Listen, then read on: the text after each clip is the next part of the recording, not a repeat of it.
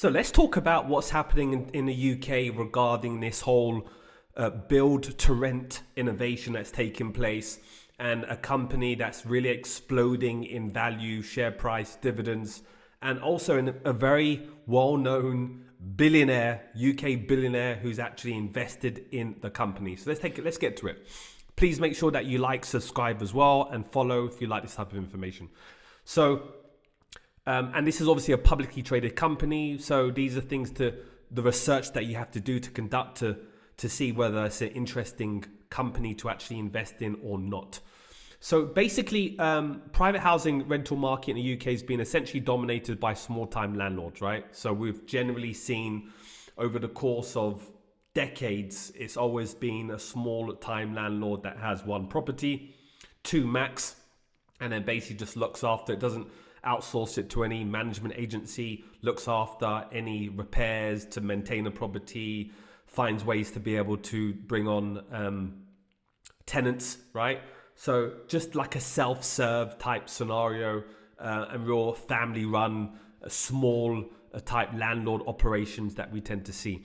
But what's actually happened now, this has essentially changed over the past decade as larger companies are investing heavily, billions of dollars in purpose-built rental homes.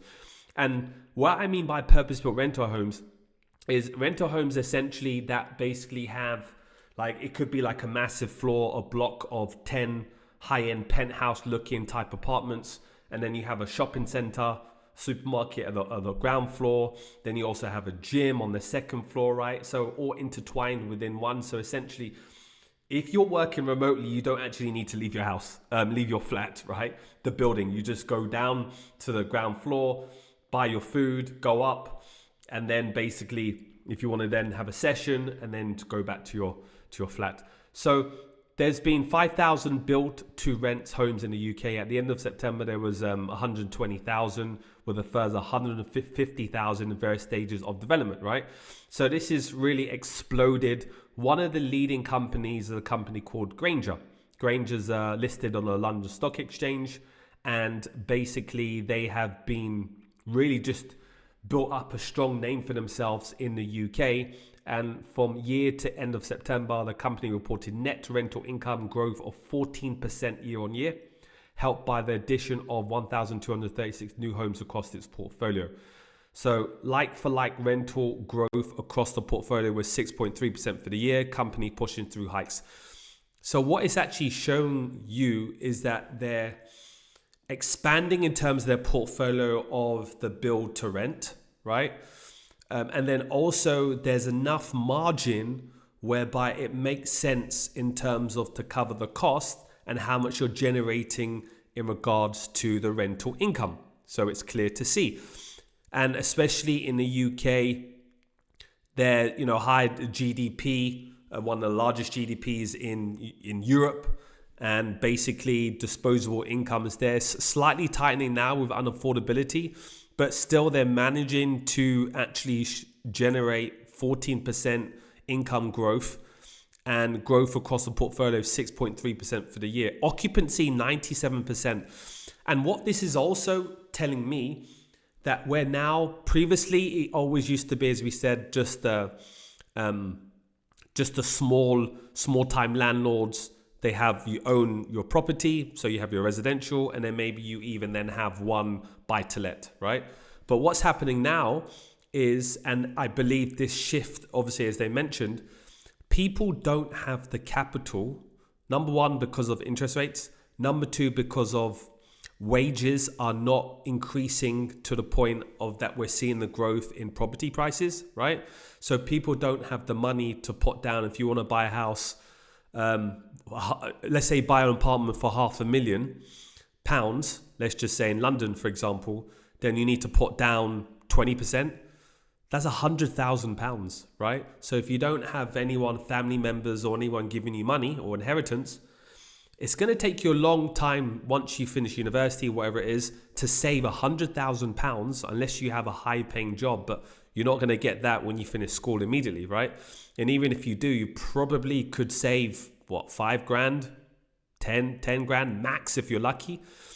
And that's if you really have a top high paying job. So that would even take you probably 10 years to save that amount.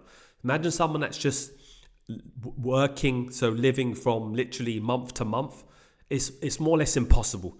So that means it gives height to people don't have the money, they don't have the deposit, and then even if you do have the deposit, people are making a decision to say, why are we going to actually then take out £400,000, get a mortgage that we have to pay this back for the rest of our lives, right?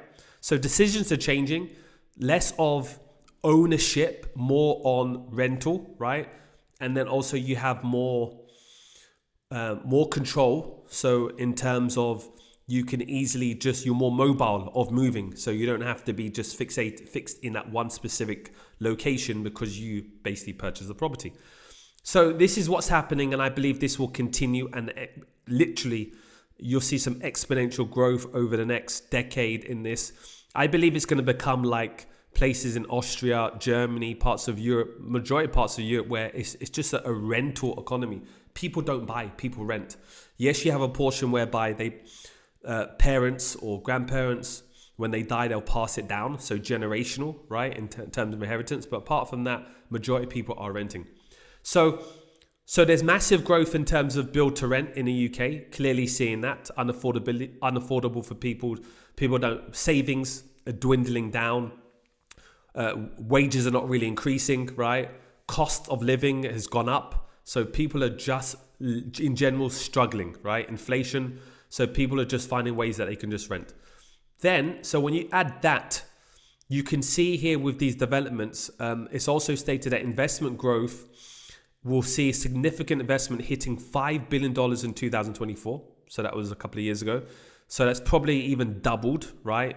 Probably for 2026. These type of structures are purpose-built communities, amenities and services, professional management, as we mentioned. So then you basically, and then we just say to ourselves, okay, what's happening here? Then Mike Ashley came along. Mike Ashley is a billionaire.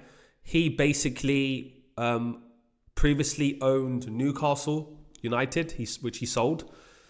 And he's worth estimated 3.1 billion. He also is the owner of Fraser, right? Chief executive of Fraser's Group.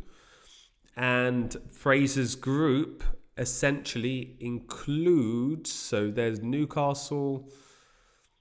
Let's just see. Fraser's Group includes a host of companies such as Sports Direct, Fraser's, Flannels, Evans, Jack Will. So there's a host of various companies that is included, right, within the stack of Fraser's Group, essentially.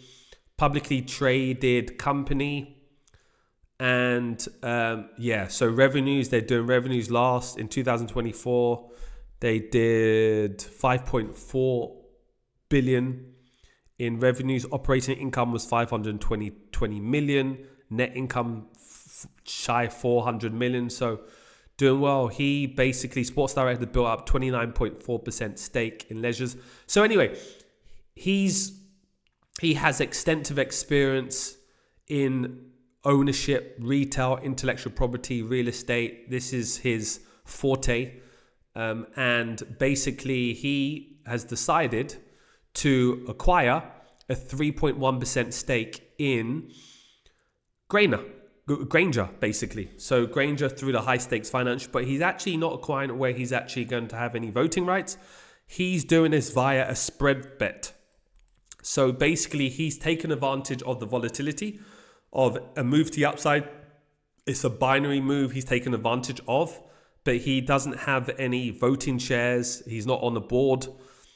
I think he'll obviously participate in the dividends.